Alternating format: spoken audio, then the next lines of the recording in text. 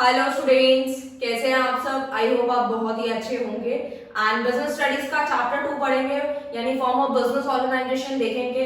बहुत सारे बच्चे तो इस चैप्टर को देख के बहुत ज्यादा डर जाते हैं, तो डेफिनेटली आप लोगों को नहीं डरना है, क्योंकि हम लोग वीडियो किस लिए बना रहे हैं, आप लोगों की प्रॉब्लम का समाधान करने के लिए। यानी कि आपका कोई ऐसा कंक्लूजन निकालना है ताकि आप लोगों को कम से कम टाइम में वो कंटेंट मिले। ठीक है, तो हम स्टार्ट करते हैं अपना चैप्टर को विदाउट वेस्टिंग एनी टाइम। तो चैप्टर स्टार्ट कर रहे हैं हम लोग। हमारे चैप्टर का नाम है फॉर्म ऑफ बिजनेस ऑर्गेनाइजेशन। तो देखो, हमारा जो फॉर्म ऑफ बिजनेस ऑर्गेनाइजेशन है वो 5 पार्ट्स में डिवाइडेड है। बेसिकली पहला आता है sole trade, second one is partnership organisation, third one is company organisation, and fourth one is joint Hindu family business, and fifth one is cooperative organisation. जब भी आप कोई बुक पढ़ते हैं, लाइक एनसीईआरटी पढ़ते हो या फिर आर के सिंगला फॉलो कर रहे हो, पूनम गांधी, वट कोई भी बुक फॉलो करते हो तो आप कर सकते हो, कोई दिक्कत नहीं है। ये वाली फोटो आपको टेलीग्राम पर मिल जाएगी, जूम कर लेना। कोई भी समझना है तो आप कमेंट कर सकते हैं विदाउट एनी डिफिकल्टी। नोट्स आपको मिल ही जाएंगे, समरी की भी मिल ही जाएगा। तो स्टार्ट करते हैं सोल ट्रेड से। देखो, सोल ट्रेड हमेशा बस एक चीज मैं आप लोगों को बिजनेस स्टडीज में समझाती हूँ कि जिन भी बच्चों को मैरिट, डीमेरिट, फीचर्स याद करने में दिक्कत आती है, तो सबसे बड़ी दिक्कत का सलूशन यही है।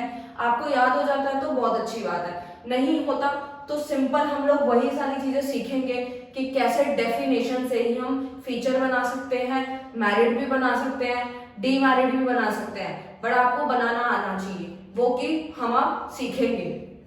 तो देखो, सबसे पहले बात करते हैं सोल ट्रेड की। सोल ट्रेड की डिफाइन मैंने यहाँ लिखी है, पूरी डिफाइन नहीं लिखी, लेकिन मेजर जो पॉइंट्स थे डिफाइन के अंदर वो लिखे हैं।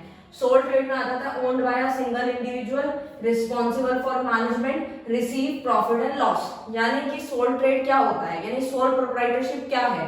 वो एक ऐसा बिजनेस हो जाता है, सोल प्रोप्राइटरशिप, सोल ट्रेड, जिसमें एक अकेला मालिक बिजनेस चलाता है। ठीक है, एक अकेला बंदा ही सब कुछ हैंडल करता है, वही प्रॉफिट आता है उसका, वही उसका लॉस है, खुद ही सारे डिसीजन लेना, खुद का ही कैपिटल लगाना, मतलब सब कुछ खुद करता है, किसी का डिसीजन नहीं लेता, उसे हम बोलते हैं sole trade. Owned by a single individual, responsible for management, वो अपने मैनेजमेंट के लिए रिस्पॉन्सिबल भी है और रिसीव करता है प्रॉफिट एंड लॉस को। ये बात आ गई हमारी डिफाइन के मेन पॉइंट से। इसी डिफाइन से आप लोग फीचर भी बना सकते हो, मैरिट भी बना सकते हो, डीमेरिट भी बना सकते हो।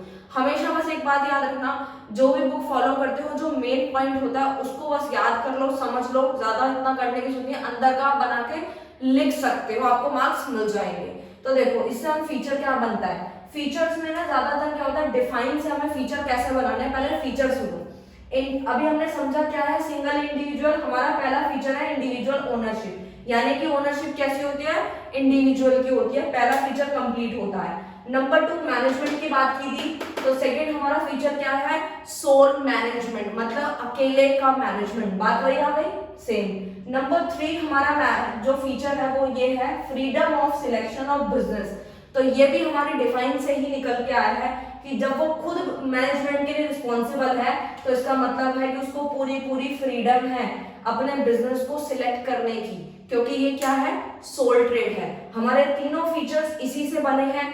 फीचर से मैरिट भी बनते हैं, डीमेरिट बनते हैं, बाकी डिफाइन से तो सब कुछ बनता है। अगर आप मीनिंग समझ गए तो इससे मैरिट भी बन जाएंगे। कैसे, देखो, सबसे पहला मेरिट है क्विक डिसीजन। जब वो अपने डिसीजन, यानी जब वो खुद चला रहा है, जब वो किसी से कुछ पूछ ही नहीं रहा, ना ही किसी की राय ले रहा है, तो कैसा फायदा हो गया ना, मेरिट मतलब फायदे। तो क्विक डिसीजन हो जाएगा जब उसको कुछ किसी से पूछना ही नहीं है, सारा डिसीजन खुद ही लेना है, तो क्विक डिसीजन है। ये हमारा मेरिट है किसका, सोल ट्रेड का। नंबर 2 बेनिफिट क्या होता है, सीक्रेसी होती है। सीक्रेसी का मतलब है कि वो अपने अकाउंट्स को सीक्रेट रख सकते हैं, किसी के सामने दिखाने की जरूरत नहीं है। सोल ट्रेड का आप कोई सा एग्जांपल ले लो, कोई स्टेशनरी ले लीजिए, जनरल स्टोर ले लीजिए, जो आप अपने आसपास लोकल एरियाज में देखते हैं कि जो दुकानदार खुद दुकान चला रहा है, वो सोल ट्रेड के अंदर आ जाएगा। आप खुद देखते हैं ना कि वो क्या होता है, वो अपने अकाउंट्स कभी भी डिस्क्लोज नहीं करते। क्या कोई पूछता है उनसे जाके कि आज आपकी कितनी सेल हुई है, ये कल आपने कितनी सेल की थी, कोई भी नहीं पूछता। वो अपने जो बेनिफिट होता है इस चीज का, सीक्रेसी का, यानी वो अपने अकाउंट्स को सीक्रेट रख सकते हैं, किसी को डिस्क्लोज करने की जरूरत नहीं है, ना ही किसी को अपने प्रॉफिट लॉस बताने की जरूरत है। नंबर 3 है पर्सनल कंट्रोल है। जी बिल्कुल है, ये भी हमारे डिफाइन से निकल कर आता है कि पर्सनल कंट्रोल है। उसको किसी का कोई दबाव नहीं है, कुछ नहीं है, सारे डिसीजन खुद लेना, पर्सनल कंट्रोल रहता है, ठीक है। अब बात करते हैं डीमेरिट की, मतलब कि अब बात करेंगे मेरिट्स की, यानी कि डीमेरिट्स की। डीमेरिट मतलब हम बुराई की बात करेंगे, सोल ट्रेड की भी कहीं ना कहीं बुराई होती है, ठीक है, हर चीज की बुराइयां होती हैं। तो सोल ट्रेड की बुराई है कि लिमिटेड रिसोर्सेज होते हैं, एक बंदा कितने पैसे लगा सकता है। सोल ट्रेड आप आसपास देखते होंगे, छोटे मोटे दुकानदार, स्टेशनरी वाले हो गए, कोई और इलेक्ट्रॉनिक की शॉप देखते हो, तो ये क्या है, खुद दुकान चला रहे हैं, बट ये इतना पैसा इन्वेस्ट नहीं कर सकते, इनके पास जो रिसोर्सेज होते हैं वो लिमिटेड होते हैं, ज्यादा नहीं होते। नंबर 2 है कि limited life of business. Business की जो लाइफ होती है वो लिमिटेड होती है, क्योंकि एक ही इकलौता बंदा ही इसको चला रहा होता है। ज्यादा अगर मान लीजिए कोई डेथ हो जाती है इन केस, या कोई बैंक करप्ट हो जाता है, या इंसॉल्वेंसी कुछ भी हो जाता है, बट अगर तो बिजनेस वहीं पे बंद हो जाएगा। तो यानी लिमिटेड लाइफ है बिजनेस की। वैसे तो बिजनेस चलता रहता है, हमने पढ़ा है अकाउंट्स में, बट स्टिल अगर कोई ऐसी सिचुएशन आ जाती है तो क्योंकि एक ही बंदा है चलाने वाला, अगर कोई दिक्कत आ गई तो वो बिजनेस वहीं बंद हो सकता है। अनलिमिटेड लायबिलिटी है, ये सबसे बड़ा डीमेरिट है किसका, हमारे सोल ट्रेड का। अनलिमिटेड लायबिलिटी का मतलब है कि अगर मान लो उन्होंने कोई लोन लिया, जैसे एक स्टेशनरी का एग्जांपल लेके चलते हैं, बहुत छोटा सा है, आप लोगों ने देखा भी है क्योंकि आप लोग स्टेशनरी पे विजिट करते रहते हैं, दैट्स व्हाई मैं स्टेशनरी का एग्जांपल ले रही हूँ, क्योंकि आप बुक्स कॉपीज लेने जाते रहते होंगे, तो मेरे को एग्जांपल बेस्ट लगा इसलिए मैंने आपको दिया। सो आप जैसे जाते हो, आप देखते भी हो, तो वहां पे क्या होता है, जैसे मान लीजिए उन्होंने कोई लोन वगैरह ले लिया है, ठीक है, या कहीं से पैसे लिए हैं, तो बाय द चांस उन्होंने लोन लिया है और वो पैसा नहीं चुकाया, ठीक है, तो पैसा नहीं चुकाया तो वो क्या करेंगे उस केस के अंदर कि उनको अपने जो है एसेट्स बेचने पड़ेंगे अपने बिजनेस के। अगर एसेट बेचने के बाद भी उनका कर्जा नहीं उतरा तो उनको अपने घर से एसेट लेके आनी पड़ेगी, अगर तब भी कर्जा ना उतरा तो उनको जो है अपना घर भी दाव पे लगाना पड़ जाएगा। मतलब बेसिकली उनको अपने घर से मनी लानी पड़ेगी, पैसा लगाना पड़ेगा, ताकि वो अपने कर्जे को उतार सके, जिसी को बोलते हैं अनलिमिटेड लायबिलिटी। लिमिटेड नहीं है, अनलिमिटेड है, ये सबसे बड़ा डीमेरिट है सोल ट्रेड का। आई होप आपको क्लियर है। नंबर 2 पे चलते हैं, पार्टनरशिप ऑर्गेनाइजेशन पे, ठीक है। पार्टनरशिप ऑर्गेनाइजेशन क्या होती है, पार्टनरशिप कब होती है, देखो सोल ट्रेड से कन्वर्ट हो सकती है पार्टनरशिप। कैसे, एक अकेला बिजनेस जब चलाता है तो वो सोल ट्रेड है, लेकिन पार्टनरशिप में क्या होता है, 2 लोग चाहिए होते हैं, मिनिमम 2 से ज्यादा जब हो जाते हैं तो वो पार्टनरशिप बनाते हैं। इसकी डिफाइन पढ़ते हैं, relation between person who have agree to share their profits. वो लोग एग्री करेंगे, 2 या 2 से ज्यादा लोग जो होंगे वो एग्री करेंगे कि वो अपने प्रॉफिट को शेयर करेंगे of a business carried on by all और एनीवन एक्टिंग फॉर ऑल। इसका मतलब क्या हुआ, तो देखो अगर आप डिफाइन समझ गए, फिर आपका फीचर मेरिट डिमेरिट कुछ भी दिक्कत नहीं आएगी। मैं डेफिनेटली कह रही हूँ, बस मीनिंग पे कॉन्सेंट्रेट करो अपना। यानी कि देखो इसमें लास्ट टाइम में बताया है कि business carried on by all और एनीवन एक्टिंग फॉर ऑल। इसका मतलब क्या है, इसका मतलब ये है कि मान लीजिए कोई 3 पार्टनर काम कर रहे थे, ठीक है, जैसे कि राम, श्याम एंड सीता ले लेते हैं, ठीक है, ये 3 जने मिलकर बिजनेस कर रहे हैं, ठीक है। तो उस केस में क्या होता है कि बीच में सीता की तबीयत खराब हो जाती है, ठीक है, या सीता कहीं शादी में चली जाती है या किसी पार्टी में चली जाती है, बट अगर कहीं चली जाती है और जो है वो ऑफिस नहीं आ पाई, वैसे तो तीनों मिलकर पार्टनरशिप कर रहे हैं, ठीक है, बट सीता मान लीजिए 4 दिन ऑफिस नहीं आती है, तो क्या ये बिजनेस का जो प्रॉफिट है वो क्या शेयर नहीं ले पाएगी अपने प्रॉफिट का, तो ऐसा नहीं है। इस लाइन का मतलब ही यही है कि business carried on by all anyone acting for all से मतलब ही यही है कि जो तीनों हैं, तीनों का बराबर का जो भी इन्होंने एग्रीमेंट साइन किया है, ये तीनों ही अपने प्रॉफिट के लिए हकदार होंगे। इनका पूरा हक बनता है कि प्रॉफिट ने 2 दिन या 4 दिन या 2 महीने ना आने की वजह से इनका प्रॉफिट नहीं चला जाएगा। कहने का मतलब ये हुआ सिंपल कि एक यहाँ पे वैसे तो सब काम करेंगे, ठीक है, अगर कोई नहीं आता तो उसके बदले में सारा जितना भी काम होगा, अगर मान लीजिए दोनों नहीं आते तो राम को पूरा इनका भी काम करना पड़ेगा। तो पार्टनरशिप यही होती है, ठीक है, इसीलिए की जाती है कि दुख सुख में थोड़ा बहुत काम आ सके, ठीक है। तो हर चीज के फायदे भी हैं, इसकी बुराई भी है, अभी वेट करो वो भी सुनेंगे। फिलहाल अभी हमने डिफाइन देख लिया, उसके बाद बात करते हैं फीचर्स पे। फीचर इतने आसान होते हैं, मैं कह रही हूँ आप लोग पता नहीं क्यों उतना, मैं सबकी बात नहीं कर रही, बस होता है कि आप लोगों के मैं समझ सकती हूँ कि नया सब्जेक्ट है, बट स्टिल आप इस वीडियो को ज्यादा से ज्यादा शेयर कर देना, फायदा हो जाएगा आपका भी, अपने फ्रेंड्स का भी। तो सबसे पहला फीचर है मोर देन 1 पर्सन, जो कि हमने डिफाइन के अंदर ही देख लिया था। ठीक है। नंबर 2 जो है प्रॉफिट मोटिव, ये क्यों कर रहे हैं, पार्टनरशिप करते ही क्यों है, अगर ये तीनों जने मिलके कर रहे हैं तो क्यों कर रहे हैं, कहीं ना कहीं पैसा कमाना है इनको, तो वही क्या हमारा फीचर है, इनका मोटिव क्या है, पैसा कमाना। Third one is principal agent relationship, ये भी इसी के अंदर से बन रहा है, क्यों, क्योंकि देखो हर पार्टनर अपने में ही प्रिंसिपल है और अपने में ही एजेंट है, ठीक है। ये नहीं है कि जो नाम है वो शाम के ऊपर ऑर्डर चला देगा और बोलेगा तू काम कर मैं आराम से बैठा हूं, ठीक है, तो ऐसा नहीं होगा, ठीक है। तो यानी कि सब अपने में ही प्रिंसिपल है और सब अपने में ही एजेंट है, ये दोनों रिलेशन दोनों ही अपने अपने में है, प्रिंसिपल भी और एजेंट भी। ओके फाइन, हम मैरिट की बात करते हैं। मैरिट में आता है इजी फॉर्मेशन, इसका जो फॉर्मेशन होता है यानी पार्टनरशिप स्टार्ट करना बहुत आसान होता है, कुछ भी मुश्किल नहीं है, 2 या 3 या 4 पार्टनर आ जाएंगे मिलके और कहेंगे हम जो पार्टनरशिप करना चाहते हैं तो कर सकते हैं, कोई दिक्कत नहीं है पार्टनरशिप में। बस उसमें क्या होता है कि कुछ लोग ओरल एग्रीमेंट करते हैं और कुछ होता है रिटर्न में करते हैं, बहुत सिंपल होता है, ज्यादा मुश्किल नहीं, इजी फॉर्मेशन रहता है, बैलेंस्ड होता है ये बिल्कुल। क्यों बैलेंस्ड होता है कि मान लीजिए 3 मिलके यहाँ पैसा लगा रहे हैं, अगर मान लीजिए इनको आगे जाके लॉस हो जाता है तो क्या सिर्फ एक जना ही इसको लॉस को झेलेगा, नहीं, सब ही मिलके इसको झेलेंगे, तो यही है मतलब बैलेंस्ड है, ये फायदा है इस चीज का।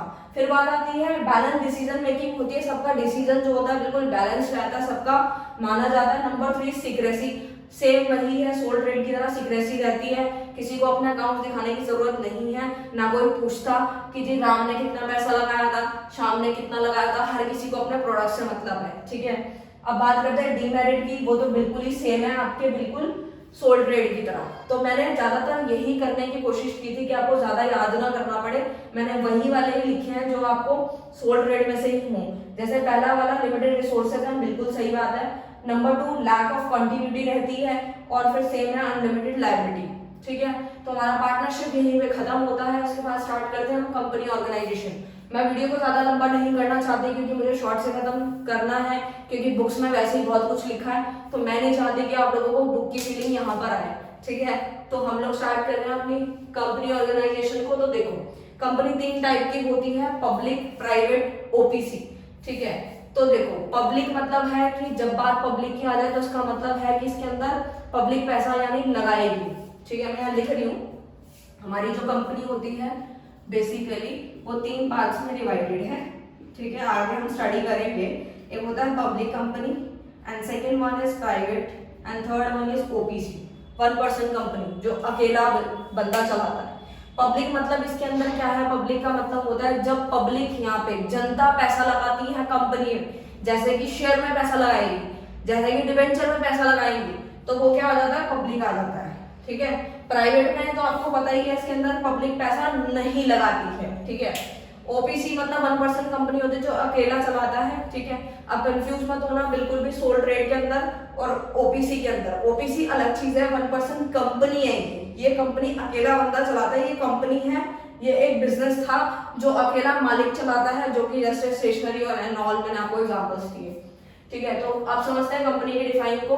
Company is an artificial person, एक आर्टिफिशियल पर्सन है, बिल्कुल सही बात है, created by law having separate entity with a perpetual succession and common scene.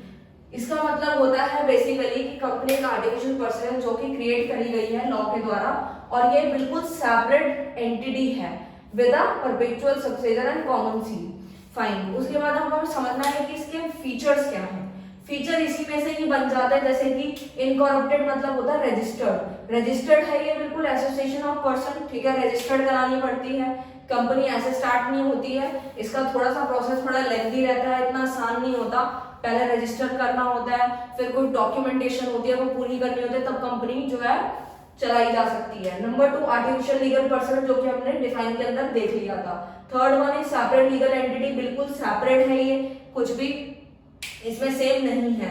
Limited liability है, इसके अंदर अनलिमिटेड लायबिलिटी नहीं होती, इसमें सिर्फ लिमिटेड होती है, ये हमारा फीचर है, ठीक है, यानी कि सबका लिमिटेड ही होगा कितना कितना पैसा लगाना है। मेरिट क्या होंगे, मेरिट जो है कभी कभार फीचर्स में से भी बन जाते हैं, क्योंकि आपने खुद देखा लिमिटेड लायबिलिटी क्या है, फायदा है, तो यानी कि इतना नुकसान नहीं है, तो वही हमारा क्या बन गया, मेरिट बन गया। क्वांटिटी इसके अंदर रहती है, ठीक है, क्योंकि बहुत सारे लोग होते हैं, अगर एक चला भी गया तो कोई ज्यादा फर्क नहीं पड़ता, कंटिन्यूटी बनी रहती है इसके अंदर। नंबर 3 ग्रोथ एंड एक्सपेंशन होता रहता है, आप देख रहे होंगे पब्लिक प्राइवेट कंपनी ओपीसी, ये सब कोई 1-2% के वो नहीं होता, इसमें बेसिकली काफी सारे लोग होते हैं, पब्लिक के अलग रूल्स हैं, प्राइवेट के अलग रूल्स हैं, वो सारी चीजें आती हैं। तो इससे ग्रोथ और एक्सपेंशन होती रहती है, नई नई चीजें इन्वेंशन होती है तो ग्रोथ तो बनती है। डीमेरिट क्या है, इसकी बुराई क्या है, डिफिकल्टी इन फॉर्मेशन। देखो अभी मैंने बताया था आपको, अभी ये लाइन बोली थी, जो भी मीनिंग होता है उसी में से ही सब कुछ निकल रहा है, मेरिट भी डीमेरिट भी। मैंने आपको बताया था कि इतना आसान नहीं होता कंपनी को रजिस्टर्ड करना, डॉक्यूमेंटेशन होता है ये वो, जो मैंने ये लाइन बोली है इसी के अंदर से ये डीमेरिट निकल आया, यानी कि डिफिकल्टी होती है फॉर्मेशन में, बिल्कुल वही बात है, इतना आसान नहीं है तो डिफिकल्टी तो होनी है। लैक ऑफ सीक्रेसी रहती है इसके अंदर, यानी कि इसमें कुछ भी सीक्रेट नहीं रख सकते, यानी कि सब कुछ डिस्क्लोज करना होता है। यानी कि देखो एक एग्जांपल लेती हूँ शेयर्स का, अगर कोई कंपनी अपने शेयर्स निकाल रही है, जब तक वो अपने अकाउंट्स नहीं शो करेंगे तो पब्लिक को ट्रस्ट कैसे बनेगा, तो अपने ट्रस्ट बनाने के लिए उनको अपने अकाउंट्स जो है पब्लिक को शो करने पड़ते हैं, तो यानी कि इसमें कुछ भी चीज हम सीक्रेट नहीं रख सकते, इसीलिए इसका पॉइंट बनता है lack of secrecy. Number 3, delay in decision. Decision लेने में बहुत दिक्कत आ जाती है क्योंकि बहुत सारे पार्टनर्स हैं, फिर मीटिंग होना, तो बहुत सारी दिक्कत है। जॉइनिंग टू फैमिली बिजनेस क्या होता है, ये बहुत पुराना टाइप बिजनेस होता है। Under all the member of joining two family carry business under control of मुखिया एंड कर्ता। इसका मतलब होता है कि प्रॉपर्टी होती है जो कई पुश्तों से चली आ रही होती है, लोग मतलब उसके ऊपर जनरेशन टू जनरेशन जैसे आती रहती है, उसके बाद बिजनेस करते रहते हैं, ठीक है, और बिल्कुल कॉमन होती है, ये बाय बर्थ ही जो होता है वो उसके अंदर अधिकार मिल जाता है उस पर्सन को, ठीक है।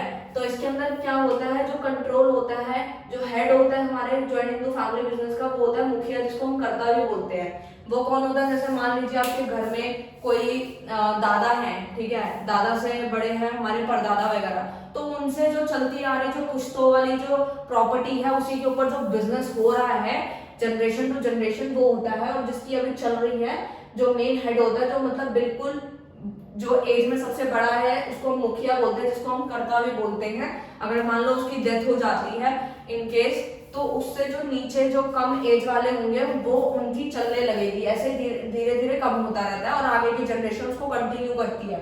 फीचर्स क्या है, मैनेजमेंट बाय कर्ता। मैनेजमेंट मतलब चलाता कौन है, इसको कर्ता चलाता है। परमानेंट एग्जिस्टेंस रहती है, कभी भी रुकती नहीं है, ये चलती रहती है। लिमिटेड लायबिलिटी होती है, किसकी, जितने भी पार्टनर होते हैं, यानी कि घर के जितने भी मेंबर्स हैं वो सारे क्या है, पार्टनर्स होते हैं। और इसके अंदर होता क्या है, लिमिटेड लायबिलिटी रहती है, किसको छोड़ के, कर्ता को छोड़ के। कर्ता की जो लायबिलिटी है बस वो अनलिमिटेड होती है, बाकी जितने भी पार्टनर्स हैं उनकी लायबिलिटी लिमिटेड रहती है, क्योंकि चलती किसकी है घर में, मुखिया की ही चलती है, कर्ता की ही चलती है, तो उनकी वजह से बाकी लोग बियर नहीं करने वाले। मैरिट होता है इजी टू स्टार्ट है, बहुत इजी है, कुछ भी डॉक्यूमेंटेशन नहीं करना, पुश्तों से चली आ रही है, कुछ भी नहीं करना, ना कोई साइन कराने। सीक्रेसी रहती है, बिल्कुल सीक्रेट है, कुछ भी डिस्क्लोज करने की जरूरत नहीं है। प्रॉम्प्ट डिसीजंस होते हैं। डीमेरिट्स क्या है, लिमिटेड रिसोर्सेज होते हैं, क्योंकि उनके पास सिर्फ और सिर्फ एक लैंड ही होता है जिसपे वो वर्क कर रहे होते हैं, बिजनेस कर रहे होते हैं। अनलिमिटेड लायबिलिटी मैंने अभी बताया किसकी रहती है, कर्ता की रहती है, ठीक है, ये डीमेरिट रहता है हमारा। डोमिनेंस बाय कर्ता, ठीक है, कभी कोई मतभेद हो सकता है, अगर उन्होंने कोई डिसीजन लिया और फैमिली मेंबर्स को पसंद नहीं आया तो डोमिनेंस बाय कर्ता। लास्ट हमारा कॉर्पोरेटिव ऑर्गेनाइजेशन, हम समझते हैं, जल्दी से जल्दी खत्म करते हैं इस टॉपिक को। कॉर्पोरेटिव ऑर्गेनाइजेशन समझते हैं, voluntary association of person who join together with the motive of welfare of the members. इसमें क्या होता है, वेलफेयर के लिए काम कर रहे होते हैं मेंबर्स बेसिकली। जैसे मान लीजिए किसी सोसाइटी में 200 लोग रहते हैं, ठीक है, और जो है वो कोई भी सामान खरीदते हैं, तो वो जब अलग अलग खरीदेंगे तो उनको कॉस्टली पड़ेगा, तो वो सोचते हैं कि कम्युनिटी बना ली जाए, यानी कि कॉर्पोरेटिव ऑर्गेनाइजेशन बना लिया जाए जिससे कि सब लोगों को फायदा मिले। जैसे कि उनको कोई भी सामान खरीदना है तो वो क्या करेंगे, मिलके खरीदेंगे। जब वो मिलके खरीदेंगे तो उनकी कॉस्टिंग कम आएगी, ठीक है। जब कॉस्टिंग कमाने लगेगी तो वो लोग क्या है, मिलके खरीदते हैं, उसी को हम क्या बोलते हैं, कॉर्पोरेटिव ऑर्गेनाइजेशन। इसके फीचर्स क्या होते हैं, वॉलंटरी मेंबरशिप होती है, हमने डिफाइन में देखा। लिमिटेड लायबिलिटी होती है इसके अंदर, ये बहुत अच्छा पॉइंट है फीचर, और ये हमारा जो है मैरिट भी बन जाएगा, ठीक है। सर्विस मोटिव होता है इसके अंदर, कोई भी मकसद पैसा कमाना नहीं है, अपने लिए ही काम कर रहे हैं, सर्विस मोटिव हो रहा है। मेरिट्स क्या है, इजी फॉर्मेशन है, कोई भी डॉक्यूमेंटेशन नहीं होता। लिमिटेड लायबिलिटी मैंने अभी बता दिया था, मेरिट भी है। स्टेबिलिटी रहती है, चलता रहता है। डीमेरिट क्या है, लैक ऑफ कैपिटल, कैपिटल में कमी देखने को मिल सकती है। लैक ऑफ सीक्रेसी, यानी कि इसमें अकाउंट्स भी हैं जो सीक्रेट नहीं रहते। म्यूचुअल डिस्प्यूट्स हो सकते हैं, जी किसी ने बोला कि तुम वहां से सामान खरीद के लाए थे तो तुम महंगा ले आए, हम ले आते तो हमें सस्ता पड़ता। तो इस तरीके के डिस्प्यूट आने शुरू हो जाते हैं हमारे कॉर्पोरेटिव ऑर्गेनाइजेशन के अंदर। अगर आपको समझ नहीं आ तो एक एग्जांपल समझ लेते हैं, जैसे 200 मेंबर रह रहे हैं कम्युनिटी में यानी सोसाइटी में, उन्होंने सोचा कि हम लोग ना बेसिकली मान लीजिए यहाँ पे मैं एग्जांपल ले लेती हूँ एप्पल्स का, ठीक है, आप कुछ भी ले सकते हैं, मैं आपसे समझाने के लिए आप लोगों को ले रही हूँ। जैसे एप्पल्स लेते थे, सब खाते हैं एप्पल्स, ठीक है, तो जैसे मान लीजिए एप्पल्स है या कोई भी चीज है, या फिर तो वो लोग अपने 200 लोग अपने घर के लिए, मतलब इनमें से कुछ मेंबर्स ऐसे थे जो अपने घर के लिए लाते थे और बहुत महंगा लाते थे। तो उन्होंने सोचा हम लोग जो मिलके है, हम लोग जो है बिल्कुल जहां से हमें मिलता है, यानी कि जो हमारी मेन मार्केट है, क्यों ना हम अपने आसपास के एरिया से ना लेके हम लोग जो है मेन मंडी से जाके खरीद ले, ये फ्रूट्स हमें सस्ता पड़ेगा। तो ये लोग वहीं चले गए और उन्होंने वहां जाके सामान को परचेज कर लिया और आपस में बांट लिया।